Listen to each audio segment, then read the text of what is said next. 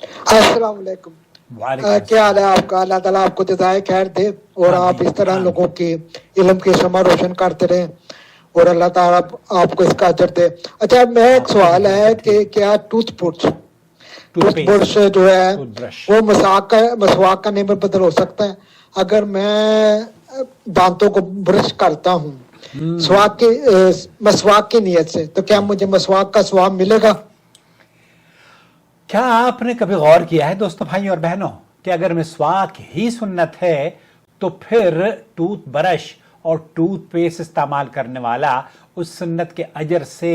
محروم رہ جائے گا یا اسے اجر ملے گا؟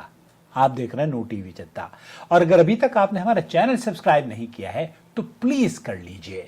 یہ سوال آج کے دور میں بہت سے لوگوں کے ذہن میں آتا ہے اور بعض اوقات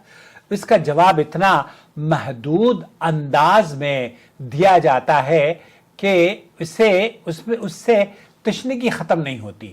اور اسی وجہ سے اسے قدر تفصیل سے سمجھانے کی یا سمجھنے کی کوشش کی جاتی ہے. اہل علم نے نبی کریم صلی اللہ علیہ وسلم کی جو حدیث بیان کی ہے، السواک مطہرۃ للفم مرضات للرب، مسواک منہ کو پاک کرنے والی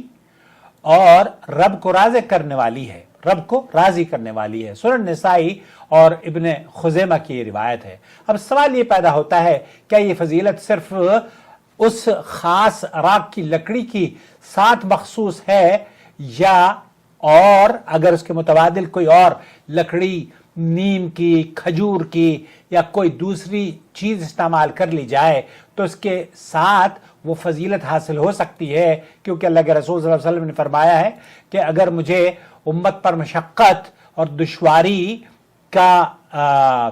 کی فکر نہ ہوتی نا تو میں یہ مسواک کرنا ہر نماز کے ساتھ قرار دے دیتا کہ آپ ہر نماز کے ساتھ مسواک کیا کریں. اللہ کے رسول صلی اللہ علیہ وسلم کی وہ بہت خوبصورت حدیث ہے جسے آپ لولا نشق علی امتی لامرتہم بالسواک عند کل صلاۃ، اگر امت پر مشقت نہ ہوتی تو ہر نماز کے وقت مسواک کا میں انہیں حکم دے دیتا. یہ صحیح مسلم کی روایت ہے اور سنن میں کثرت سے ان احادیث کو آپ دیکھیں گے. اب سوال یہ پیدا ہوتا ہے، اہل لغت اور فقہا کی بڑی تعداد نے وضاحت کی ہے کہ مسواک اصل میں دانتوں کی صفائی اور رگڑنے کے عمل کا نام ہے، نہ کہ صرف ایک مخصوص لکڑی کا. بعد میں جس چیز سے یہ عمل کیا جاتا تھا اسے بھی مسواک کہا جانے لگا. امام ابن دقیق العید رحمۃ اللہ علیہ فرماتے ہیں کہ سواک کا لفظ کبھی صفائی کے عمل پر بولا جاتا رہا ہے اور کبھی اس آلے پر جس سے صفائی کی جاتی رہی ہو. اسی طرح امام نووی رحمۃ اللہ علیہ لکھتے ہیں کہ دانتوں سے میل کچیل دور کرنے کے لیے لکڑی یا اس جیسی کسی چیز کا استعمال سواک کہلاتا ہے. مزید حیرت انگیز بات یہ سامنے آئی ہے کہ نبی کریم صلی اللہ علیہ وسلم نے صرف عراق ہی استعمال نہیں فرمایا، ایک خاص لکڑی ہی استعمال نہیں کری، بلکہ صحیح بخاری کے اندر روایت موجود ہے. حضرت عائشہ رضی اللہ تعالیٰ عنہ بیان کرتی ہیں کہ آپ علیہ الصلوۃ والسلام نے اپنی زندگی کے آخر میں، آخری لمحات میں کھجور کی تازہ شاخ سے بنائی گئی مسواک استعمال فرمائی. اس بات کی واضح دلیل یہ مقصد پورا کرتی ہے ایک کہ صرف خاص لکڑی ہی نہیں بلکہ منہ اور دانتوں کی صفائی کے لیے اگر کوئی چیز استعمال کی جاتی ہے تو وہ بھی اسی مقام کو پاتی ہے جس کا تذکرہ اللہ کے رسول صلی اللہ علیہ وسلم نے احادیث میں بیان کیا ہے. عرب بھی مختلف قسم کی لکڑیوں سے مسواک کرتے ہیں. عرب کے یہاں جیسے کہ عراق ہے، بشام ہے، زیتون ہے، کھجور ہے اور دیگر درختوں کی شاخیں اس مقصد کے لیے استعمال ہوتی ہیں. ہمارے یہاں ہندوستان پاکستان میں آپ نے دیکھا ہوگا نیم کی لکڑی سے بھی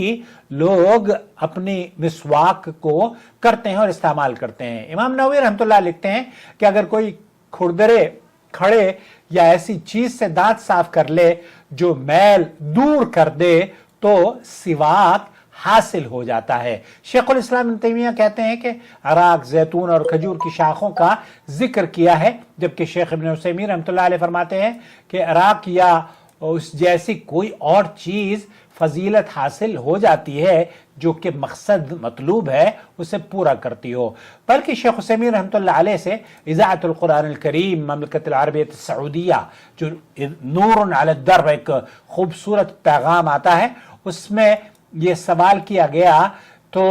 آپ نے فرمایا اگرچہ برش اور ٹوتھ پیسٹ سے مسواک کا مقصد حاصل ہو جاتا ہے، لیکن عراق کی مسواک کی ایک اضافی فضیلت باقی رہتی ہے، اور وہ ہے کہ نبی کریم صلی اللہ علیہ وسلم اور صحابہ رضوان اللہ علیہ مجمعین کی عملی سنت کی اس سے پیروی ہو جاتی ہے۔ اس لیے فقہاء نے لکھا ہے کہ مسواک کی تمام اقسام میں عراق کی جو مسواک افضل ہے، اور کیونکہ اس میں سنت کی اتباع بھی ہے اور طبی فوائد بھی ہیں، اس میں تو کوئی دو رائے نہیں، ہم بھی استعمال کرتے ہیں اس کو، اور اس کے اندر سے ایک خاص مادہ سا نکلتا ہے جو کہ فم یعنی کہ منہ کے اندر آپ کو فریشنس دیتا ہے۔ لہذا درست بات یہ ہے کہ ٹوتھ برش اور ٹوتھ پیسٹ استعمال کرنے والا منہ کی صفائی اور سنت سواک کے مقصد کو حاصل کر سکتا ہے، اور نیت کے ساتھ اجر کی امید بھی رکھ سکتا ہے۔ لیکن اگر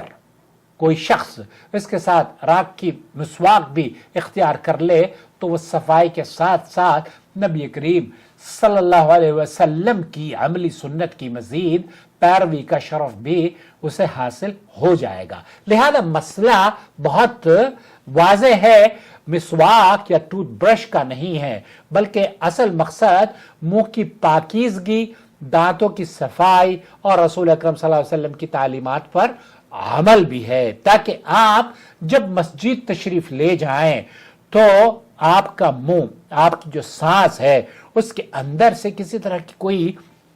بدبو نہ ہو، اور برابر میں جو مقتدی یا آپ کا پڑوسی نماز پڑھ رہا ہے صف میں، اسے کوئی کراہیت محسوس نہ ہو۔ ہوتا یہ ہے کہ بہت سے گندے لوگ، میں معذرت چاہوں گا اگر آپ اپنے آپ کو اس صف میں شمار کر رہے ہیں تو اصلاح کر لیجئے، اپنے دانتوں کی صفائی کر کے جایا کیجئے۔ بعض مرتبہ تو سگریٹ کی بدبو